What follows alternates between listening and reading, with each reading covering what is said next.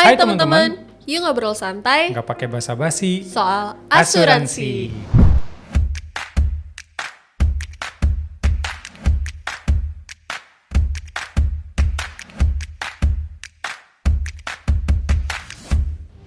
Nah, di video kali ini kita mau bahas tentang salah satu hal yang juga lagi banyak dibicarakan, yaitu tentang kenaikan biaya asuransi, kenaikan premi yang terjadi hampir di semua perusahaan asuransi, even BPJS juga. Tuh. Nah, ini ada pengalaman kita juga. Sebenarnya kita adalah nasabah juga ya dari tahun 2000. 2020. Jadi jujur kita berdua, aku dan suami di sini, kita udah jadi nasabah asuransi swasta itu sejak 2020 dan ini udah jalan tahun kelima kita. Nah, untuk soal kenaikan asuransinya gimana gitu. Nah, selama jalan tahun kelima ini kita berasuransi. Ya, kita betul udah ada kenaikan selama 2 kali ya. Ya, Yang di ini Allianz. tahun ini kita kenaikannya dikenakan untuk yang kedua kalinya. Jadi sebelumnya pernah ada dapat surat dari perusahaan asuransi juga dari Allianz. Kebetulan asuransi kita berdua itu adalah Allianz. Itu kenaikannya di tahun 2023. Betul. Nah, di tahun 2023 itu kita ada lonjakan klaim ya. Iya, Lonjakan klaim yang menyebabkan biaya asuransinya harus terpaksa disesuaikan. Nah, di situ kita ikut kenaikan asuransi, kenaikan premi. Jujur waktu pas yang tahun 2023 premi yang direkomendasikan untuk naik kan jadi dapat surat cinta dari perusahaan asuransi dan itu kenaikannya kurang lebih sekitar 20-an%. Untuk usia kita ya. Untuk usia kita berdua. Nah, di situ Ngomong-ngomong nih usia kita tuh under 35 ya. under 35, masih Ya. under 35. Under 35 ya, kenaikannya itu tuh kurang lebih sekitar 20%-an. 20%-an. Nah, di tahun 2025 ini kita kembali dapat surat cinta lagi dari perusahaan asuransi, dari Allianz. Kalau polis asuransi kita berdua itu adalah polis asuransi kesehatan ya. Jadi kita ngomong di sini polis asuransi yang naik adalah polis asuransi kesehatan. Nah, itu kita naiknya juga dikasih rekomendasi kenaikan karena memang mau nggak mau harus di-adjust lagi. Kenaikannya itu di kisaran 30-an%. 30-an% dari premi kita sebelumnya. Ya, nah kalau dari sisi kita kan juga nasabah kan Bia dari 2020 tadi ya yang kita udah ceritain. Dari sisi nasabah gimana nih pandangan Ayang atau pandangan gue tuh atas kenaikan premi ini, gimana, ada rasa apa? Kalau gue pribadi sih jujur sebenarnya sebagai seorang ibu ya, maksudnya yang biasanya kan seorang istri nih yang mengatur rencana keuangan keluarga segala macam, dengan kenaikan seperti ini ya sejujurnya dari sisi kacamata sebagai yang juga adalah nasabah pastinya juga jadi bikin cash flow berantakan kan, ya mungkin harusnya. Kebetulan ini disclaimer dulu, jadi kenaikan premi asuransi di sini yang kita mau ceritain, yang kita mau ngobrolin itu adalah kenaikan premi asuransi kesehatan dan polis asuransi kesehatan yang unit link. Jadi biasanya dulu dibilang polis asuransi unit link itu cenderung flat, tapi tidak dijanjikan flat. Jadi memang dari awal kita berdua tahu yang namanya polis asuransi unit link itu dia cenderung flat karena emang ada porsi investasi yang dikembangkan yang tujuannya buat ngimbangin kenaikan biaya asuransi. Jadi kita emang berdua udah tahu kalau biaya asuransi tiap tahun akan naik. Tiap tahun akan naik karena faktor usia, karena faktor beban klaim, karena faktor inflasi medis. Kita tahu. Makanya kenapa kita pilih asuransi unit link awalnya itu adalah karena seenggaknya jadi tahu nih pengeluaran per bulan itu kisaran berapa untuk disisihin ke asuransi, untuk disisihin ke proteksi. Nah, dengan adanya kenaikan yang ini udah di tahun 2025 ini udah naik udah naik kedua kalinya. Jadi ya jadi agak berantakan dalam kasarannya tuh kayak yang harusnya disisihin untuk asuransi sekian, tapi karena kenaikan ini mau nggak mau kan jadi harus menyisihkan lebih gitu kan. Nah itu dari kacamata nasabah. Jadi wajar banget kita berdua juga tahu sebagai nasabah wajar banget kalau memang pada akhirnya banyak yang kecewa terhadap kenaikan biaya asuransi ini yang berpengaruh ke kenaikan premi gitu. Nah, kok investasinya nggak ngimbangin sih gitu? Maksudnya kenaikannya kan bisa, kan ada porsi investasinya yang bisa diimbangin untuk kenaikan biaya asuransinya. Kenapa masih tetap harus naikin premi lagi? Nah, itu juga sempat hal yang kita terbesit juga di kita berdua gitu, kenapa nggak diimbangin. Tapi balik lagi, kita berdua coba cari tahu, memang pada akhirnya investasi yang belakangan pun juga emang kita tahu kondisi ekonomi sekarang lagi cukup sulit, semuanya juga serba naik. Jadi investasinya pun juga nggak terlalu yang gimana-gimana sebenarnya, jadi nggak bisa ngimbangin dengan kenaikan biaya asuransi yang ternyata lebih tinggi gitu.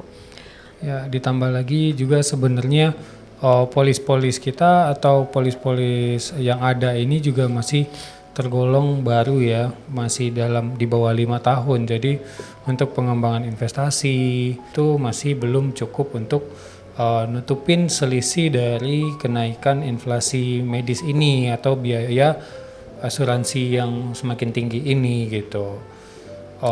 Iya, jadi kalau misalkan bisa dibilang bukan berarti policy unit linknya jelek atau policy unit linknya salah, enggak. Kita berdua aware banget kenapa pilih polis asuransi unit link itu karena Ada faktor-faktor. ada faktor-faktor lain. Salah satunya yang pertama, polis unit link itu jauh lebih fleksibel yang kita tahu dibandingkan dengan polis tradisional. Terus yang kedua, memang cenderung lebih tinggi preminya, tapi kita tahu juga cenderung lebih tinggi, tapi memang ada manfaat lebih yang ditawarkan dari polis asuransi unit link, polis asuransi kesehatan. Salah satunya kan ada fitur apa? Iya, PayL ini sebenarnya kalau polis unit link ini keunggulannya yang poin keduanya itu tuh ada faktor yang kita berbagi dengan perusahaan.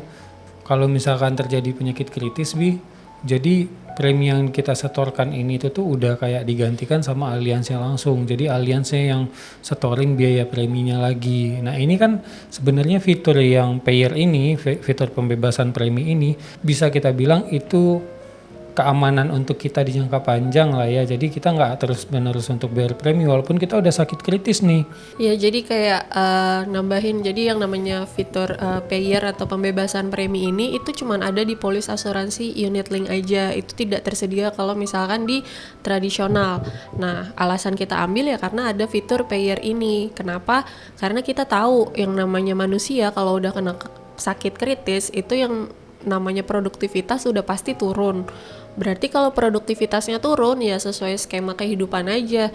Berarti kerjanya juga nggak bisa produktif, income-nya juga buat dihasilkan.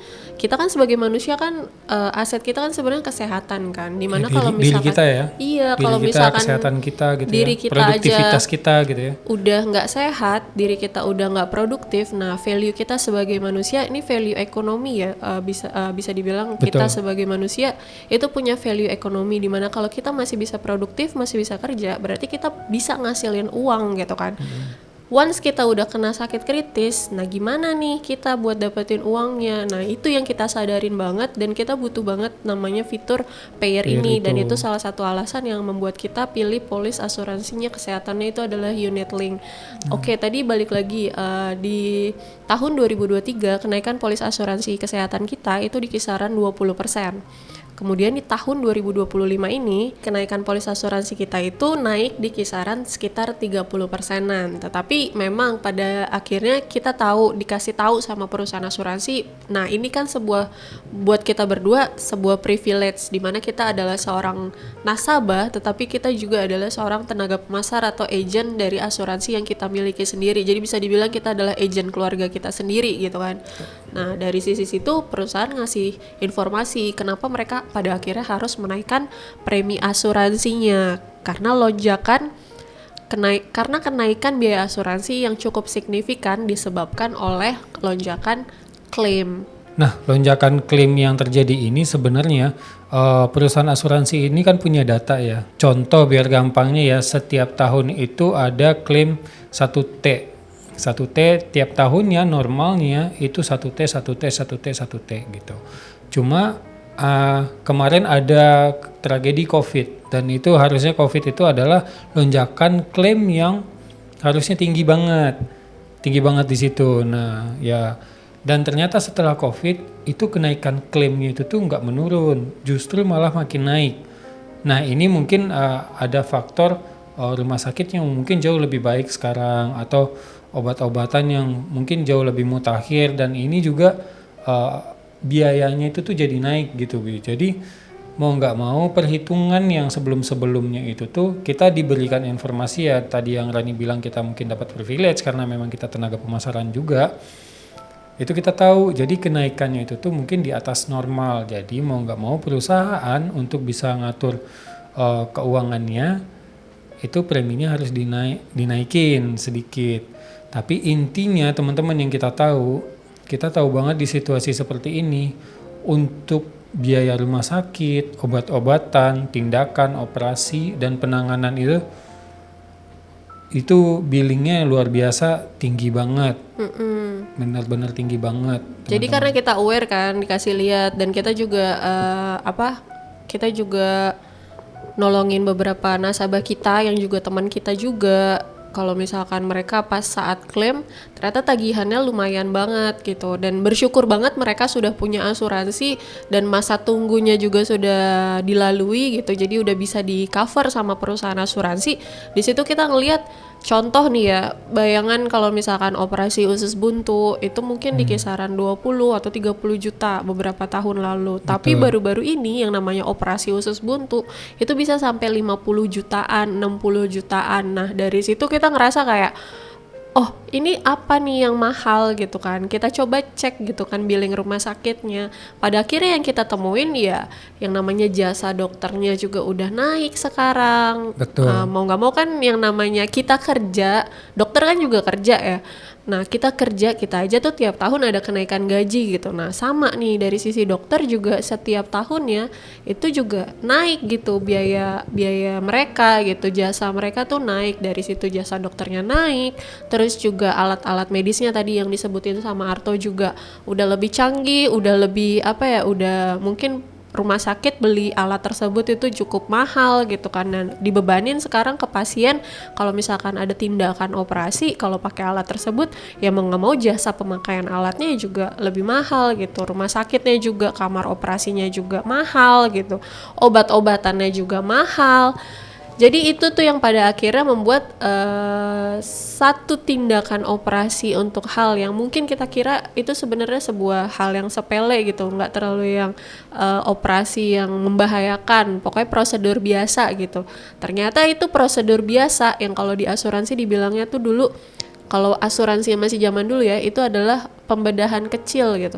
Itu tuh sekarang tuh udah biayanya udah lumayan banget. Dan bayangin kalau misalkan nasabah nih, jujur nasabah preminya kisaran 1 jutaan aja, contoh, berarti kan kalau 1 juta kita ambil kasarnya ya, mereka berarti setahun 12 juta, terus 2 tahun masih 24 juta, tapi sekali klaim udah langsung 60 juta. Nah dari situ kita ngerasa kayak tetap lebih worth it kalau kita tuh punya asuransi, dan itu yang pada akhirnya membuat kita berdua ya udah nggak apa-apa, kita kita ikutin rekomendasi kenaikan dari Allianz untuk naikin premi asuransinya supaya polisnya masih tetap aktif sampai jangka panjang, karena kita sadar banget, tahu banget hal ini gitu. Itu baru operasi atau prosedur yang ringan. Nah gimana ceritanya kalau misalkan prosedur yang cukup besar gitu, yang membutuhkan operasi atau tindakan besar. Contoh kayak kemarin pengalaman klaim nasabah kita yang usia 50-an. Ini nasabah kita itu tadinya emang kondisinya ya sehat-sehat aja, tapi ada satu momen, ini hanya 3 hari ya teman-teman, itu harus dipasang ring jantung. Nah 3 tahun dia nggak pernah klaim. betul, 3 tahun nggak pernah klaim. kondisinya baik, sehat. Dan pada akhirnya di satu momen ya balik lagi yang namanya resiko sakit, kita nggak pernah tahu datangnya kapan, dan nggak bisa jamin juga kalau manusia itu nggak pernah sakit gitu, dan nggak bisa pilih juga sebenarnya sakitnya apakah akan sakit ringan atau langsung kena sakit berat. Nah ini contoh case nasabah dari semasa hidup sampai usia 50 tahun, sampai akhirnya beliau beli asuransi itu nggak pernah yang namanya rawat inap, alhamdulillah nggak pernah sakit. Tapi once begitu ikut asuransi 3 tahun kemudian itu nggak tahu yang namanya resiko kapan terjadi, dan benar kena sakit jantung, dan itu harus pasang ring, langsung pasang 3 ring. Coba kalau teman-teman mungkin yang nonton video ini sampai di detik ini, coba teman-teman tebak dulu biaya pasang ring 3 ring untuk ini 3 hari aja ya, 3 hari dan aja. perawatan 3 hari. Nah, Seberapa? Oke. Nah, billing dari pasien kita ini pasang ring 3 ring ini selama di 3 hari itu adalah 300 jutaan. 300 jutaan plus belum sama konsultasi lanjutannya setelah rawat inap, setelah operasi segala macam, dan itu masih masuk limit cover dari asuransi Allianz-nya gitu.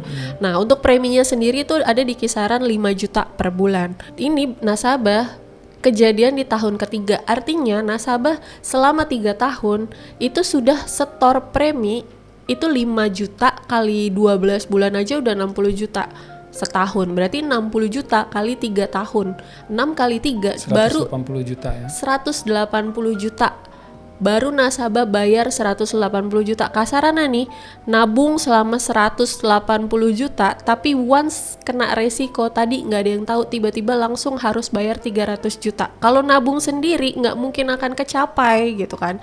Atau mungkin bahkan mindsetnya gini, ini udah nabung nih duit 180 juta, emang rela nih?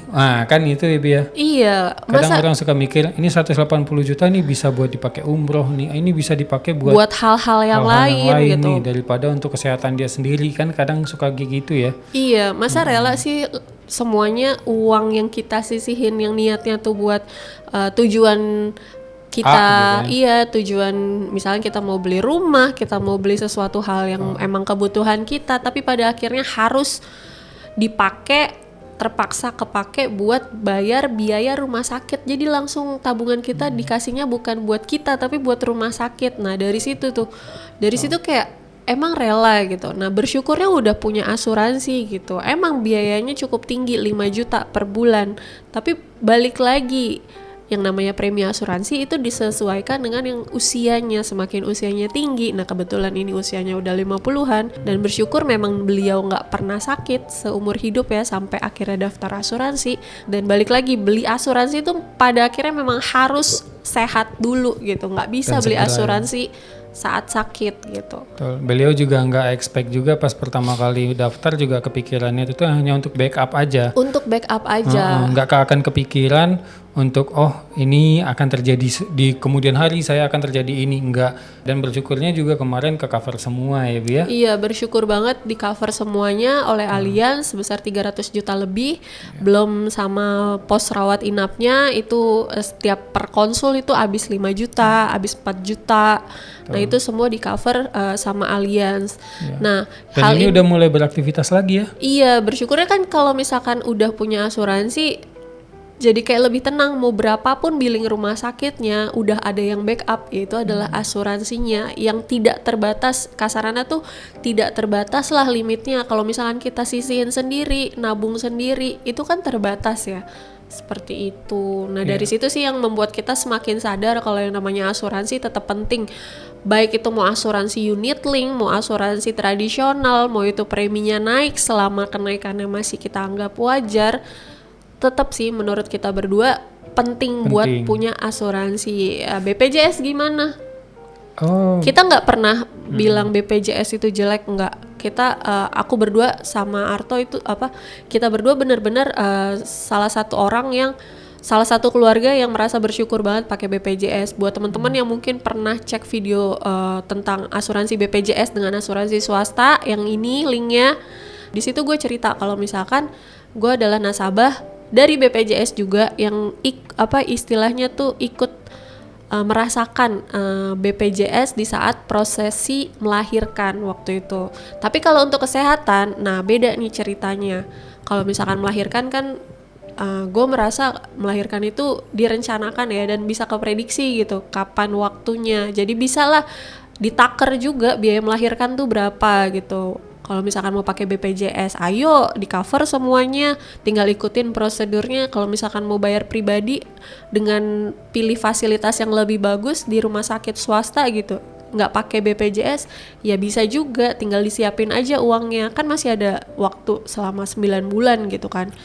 Nah dari situ, tapi kalau yang namanya kesehatan, kalau misalkan emang pada akhirnya harus pakai BPJS karena belum bisa afford untuk beli asuransi swasta, karena jujur memang pada akhirnya asuransi swasta ini kalau gue pribadi melihat asuransi jadi sesuatu hal yang luxury, yang cukup cukup apa ya, cukup besar biayanya, tapi tetap nggak lebih besar dibandingkan dengan ibarat biaya nongkrong tiap bulan gitu kan.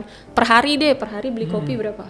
30.000 lah ya. Katakan beli kopi. Sekarang udah ada 42.000, 47.000. Dulu kita pikir Starbucks tuh yang paling mahal, tapi kalau misalnya ngelihat sekarang kopi-kopi di kedai kopi itu rata-rata 20-30 ribu tuh udah jadi harga yang normal untuk satu cup kopi gitu kan. Nah coba sisihin biaya kopi itu 30 ribu per hari dikali 30 hari gitu, dapat 900 ribu kan per bulan gitu. Dan itu bisa banget untuk usia di bawah 30 tahun, bisa loh untuk ambil asuransi. Mungkin memang belum bisa ambil unit link dengan fasilitasnya yang fleksibel, dengan preminya yang mungkin akan lebih tinggi gitu, tapi bisa ambil asuransi kesehatan yang tradisional juga. 900 ribu tuh cukup banget gitu. Tapi sebenarnya kita nggak pernah ngejelek-jelekin juga BPJS, tapi kita mengerti banget sebenarnya asuransi swasta itu memperlihatkan value teman-teman, value teman-teman sendiri gitu. Jadi kayak kalau misalkan teman-teman adalah pebisnis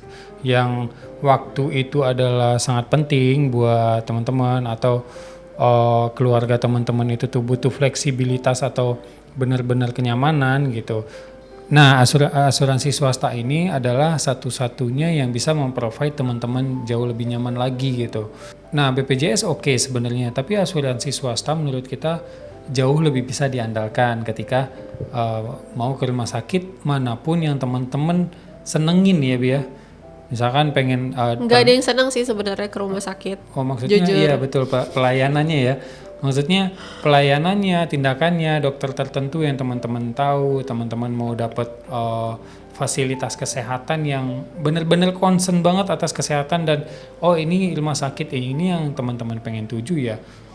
Asuransi swasta yang bisa memprovide itu. Atau jangan-jangan teman-teman emang adalah pebisnis atau karyawan atau yang suka berpindah-pindah atau bisnisnya suka mencelak-mencelak nih, suka di Sumatera, di Bali, tiba-tiba di Bali, tiba-tiba di Kalimantan, tiba-tiba di Sulawesi, tiba-tiba di Jawa. Nah, asuransi swasta ini adalah jawaban di mana value teman-teman tuh terjaga. Amit-amit kalau terjadi apa-apa resiko dimanapun di wilayah Indonesia, ataupun teman-teman ngambil plannya yang sampai Asia, itu tuh bisa ada kenyamanan di situ, ada ketenangan di situ. Jadi kayak kita bisa fokus untuk pengembangan diri, untuk berbisnis, untuk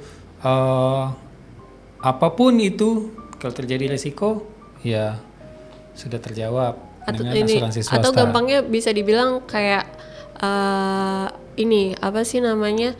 Kalau misalkan pakai BPJS ya memang iurannya jauh lebih rendah, karena balik lagi BPJS kan adalah program pemerintah yang memang sifatnya itu subsidi ya, subsidi silang, yang mampu bayar, yang tidak mampu disubsidi oleh pemerintah. Dan yang bayar pribadi pun juga sebenarnya masih dapat subsidi, jadi nggak bayar full gitu. Kayak per bulan kan sekarang masih di kisaran 160 ribu ya, 150 ribu, 160 ribu untuk yang kelas 1-nya. Kalau gue pribadi bisa melihat BPJS ini sebenarnya adalah fasilitas kesehatan dari pemerintah, tapi karena memang ini diberikan atau disubsidi dari pemerintah, jadi tetap harus ikut aturan pemerintah gitu kan. Once pemerintahnya berubah seperti sekarang, berubah lagi kebijakan BPJS-nya seperti itu. Nah, kalau misalkan tadi dari sisi Arto tadi udah jelasin BPJS itu sifatnya apa ya? Asuransi swasta itu sifatnya bisa memberikan value lebih ke teman-teman yang mungkin merasa dirinya emang punya value lebih gitu. Nah, kalau BPJS gimana? Kalau gue pribadi melihat BPJS itu kayak kan ini asuransi kesehatan, dan yang namanya asuransi kesehatan itu adalah proteksi dimana kalau misalkan terjadi resiko secara tiba-tiba. Itu tadi resiko tiba-tiba ini yang tidak bisa menjadi sesuatu yang Pegangan lah ya. pegangan kalau misalkan kita pakainya BPJS gitu kan. Once amit-amit terjadi resiko secara tiba-tiba, contoh yang paling gampangnya kecelakaan itu adalah resiko yang tiba-tiba terjadi. Kita ngelihatnya BPJS ini kurang fleksibel kalau misalkan yang namanya sakit kan gak ada yang tahu. Tapi kalau misalkan once kena sakit, tiba-tiba kena sakit dan adanya BPJS, nah ini nih yang sebenarnya bahaya. Bukannya gimana-gimana, tapi gue pribadi suka baca berita, suka ngeliat-ngeliat cerita-cerita di X, di Instagram. Kalau misalkan pasien BPJS harus ngikutin prosedur, padahal kondisinya udah lumayan cukup gawat gitu, gawat darurat. Pada akhirnya lewat juga gitu. Akhirnya nyawanya tuh tidak bisa terselamatkan karena prosedur BPJS gitu. Nah ini yang sebenarnya balik lagi sih ke teman-teman pilihannya. Kalau misalkan kita berdua ngerasa asuransi itu sebenarnya benar-benar adalah kebutuhan basic, benar-benar sebuah kebutuhan basic yang wajib banget dimilikin oleh semua orang di Indonesia. Bahkan di luar negeri aja itu yang namanya asuransi kesehatan mereka udah aware banget. Contoh tetangga Singapura, Malaysia, Jepang, Amerika. Nah, asuransi kesehatan itu jadinya istilahnya wajib ya. Jadi istilahnya wajib. Nah ini kan sebenarnya balik lagi ke teman-teman, asuransi BPJS oke, tapi kalau misalkan bisa spend lebih, mampu untuk bisa afford lebih, ada baiknya beli asuransi kesehatan pribadi. Bebas mau unit link, mau tradisional, sesuai sama kenyamanan nasabah. Mungkin teman-teman masih ada juga yang ngomongin untung ruginya beli asuransi swasta, ikut asuransi swasta. Sesimpel ini aja sebenarnya, teman-teman. Kebetulan beberapa waktu yang lalu, ini nggak nyampe sebulan, ada nasabah kita juga nih, nasabahnya juga udah 3 tahun. Ini tiba-tiba istrinya ngabarin ke kita. Udah 4 tahun malah. Udah 4 tahun malah, sorry. Dan istrinya tiba-tiba ngasih info ke kita kalau suaminya ini kecelakaan. Nah, kecelakaan itu kepentok, tulang yang di dekat lehernya ini patah. Dan ini katanya harus dicek dan harus dipasang pen. Awalnya nggak tahu nih berapa pen yang akan dipasang. Dipikirnya cuma 3. Jadi pas di operasi itu dipasangnya 9 ternyata. Ada 9 pen yang dipasang di tulang ini. Itu biayanya teman-teman kurang lebihnya ya, ini masih ada rawat jalannya, itu pas penindakan itu ada sekitaran 72 juta. Dulunya pada saat pertama kali bayar premi buka asuransi itu preminya hanya 700 ribuan. Nggak nyampe 750 bahkan. 700 ribuan per bulannya. Teman-teman bisa bayangin kalau ada yang masih ngomong untung ruginya ya. 750 ribu lah kita anggap. Itu kalau dikali 12 bulan aja itu kurang lebih sekitaran 8 jutaan lah ya, 8 jutaan something. Padahal nasabahnya baru sekitaran 3 tahun lebih atau mau 4 tahun. Nah dari situ teman-teman bisa nilai sendiri untung apa rugi dari hal yang sesimpel itu. Sebelumnya nggak pernah klaim.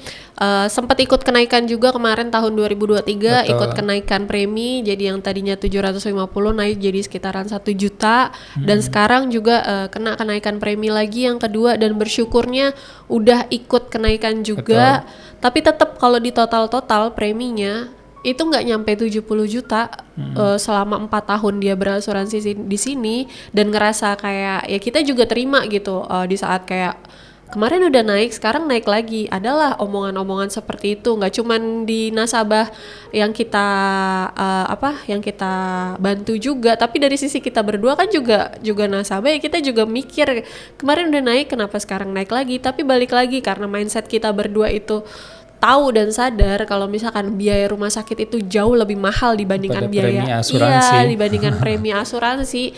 Jadi alhamdulillahnya ya nasabahnya juga mau aja ikut selama kenaikannya masih wajar gitu, nggak yang sampai naik dari 700 jadi 3 juta atau dari 1 juta jadi 5 juta gitu kan, itu kan nggak make sense ya. Tapi ini dari 700 naik ke 1 juta, terus habis itu dari 1 juta kemarin naik jadi 1,2 apa 1,3 Iya, ya? 1,2-an lah, 1,3.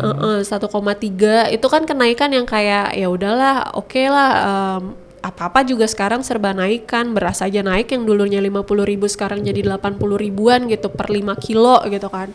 Ya. Ibu-ibu tahu jadinya. Ya. Jadi Nah, alhamdulillahnya sih nasabah kita sekarang udah jauh lebih baik lagi, dan bersyukurnya itu nggak ada sama sekali biaya yang dia keluarkan. sama sekali nggak ada, Betul. benar-benar full cover, Udah bersyukur full cover. banget. Dan ini salah satu value yang kita lihat, asuransi itu benar-benar apa ya, sangat helpful banget. Benar-benar kayak ibarat dari semua kartu nih, mau itu kartu kredit, kartu debit, sama kartu asuransi. Menurut kita berdua yang paling sakti itu adalah kartu Kartu asuransi. Kenapa? Once dibayarin sama-sama, dibayarin ke rumah sakit nih buat bayar biaya tagihan. Kalau kartu kredit sekali gesek, sekali dipakai harus dibalikin, dicicil. Ya, mau dicicil atau bayar nanti di bulan depannya harus dibayar full. Iya, jadi hutang gitu kan. Tapi kalau misalkan kartu debit begitu digesek buat bayarin, habis semua sisa Saldonya uang, ketarik. saldonya habis, yang udah kita sisihin, yang kita tabung habis gitu. Tapi kalau kartu asuransi begitu dipakai buat bayar billing biaya billing rumah sakit, itu benar-benar kayak ya udah nggak ada apa-apa gitu. Jadi emang beli asuransi itu atau bayar biaya premi asuransi itu memang ya anggap aja kayak nabung, nyicil buat biaya rumah sakit yang nggak tahu kapan kepakainya. Itu sih sebenarnya bener-bener maaf banget, mendang-mending segala macam buat kita berdua, buat orang yang bener-bener ngerasa asuransi itu nggak worth it, asuransi itu ngerugiin, asuransi itu apa sih namanya, nggak bikin apa ya, buang-buang duit gitu. Berarti fix orang ini nggak pernah ke rumah sakit, nggak tahu biaya rumah sakit itu seperti apa. Itu yang kita sadarin. Kalau mereka masih berpikir asuransi itu buang-buang duit, ya itu nggak tahu biaya rumah sakit tuh seperti apa, semahal apa, nggak pernah kepapar gitu sama hal-hal itu. Nah sama satu lagi, sebenarnya simpelnya teman-teman, ikut program asuransi itu adalah ikut program ketenangan gitu. Jadi kalau misalkan ada yang bilang beli asuransi itu tuh apa sih, ngapain sih, ya itu adalah membeli ketenangan. Jadi udah fokus aja untuk penyembuhan, jadi nggak usah pikirin lagi untuk biaya billing yang puluhan juta atau berjuta-juta. sama satu lagi, bicara soal ketenangan. Nah ini juga satu hal yang penting banget buat teman-teman yang pengen ambil asuransi, pengen punya asuransi kesehatan khususnya. Yang namanya asuransi kesehatan, bisa beli di mana aja kan sekarang, bisa beli di agent, bisa beli di website, bahkan bisa beli di platform kayak online. Tapi percaya deh, yang namanya beli asuransi sama agent itu jauh lebih baik. Kenapa? Karena kita berdua bener-bener ngalamin banget yang namanya orang kalau udah kena risiko sakit, terus harus ikutin prosedur rumah sakit gitu, ngisi-ngisi form, terus abis itu harus kesana kesini, itu sangat melelahkan, sangat jauh-jauh melelahkan. Ditambah lagi kalau nggak punya asuransi, ditambah lagi pikirannya udah melelahkan, bayarnya pakai apa, kepikiran.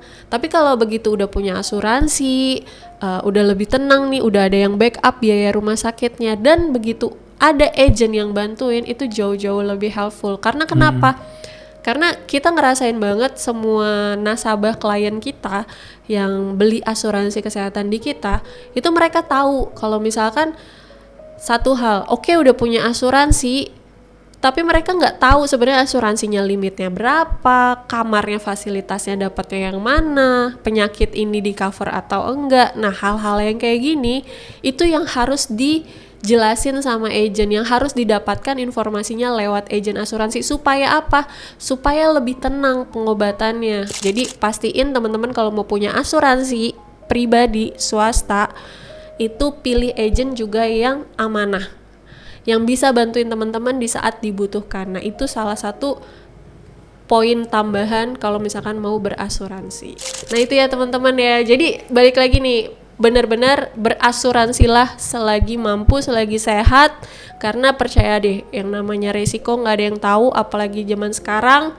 Ya jangan berpikir kalau misalkan premi asuransi itu mahal, karena teman-teman harus tahu dulu backgroundnya kenapa mahalnya, kenapa preminya naik, kenapa ada repricing dan segala macam. Yang penting jangan khawatir, teman-teman cari agent yang bisa teman-teman ajak diskusi, bertukar pikiran, teman-teman tuangkan apa yang teman-teman butuh, teman-teman tuangkan apa yang teman-teman tahu.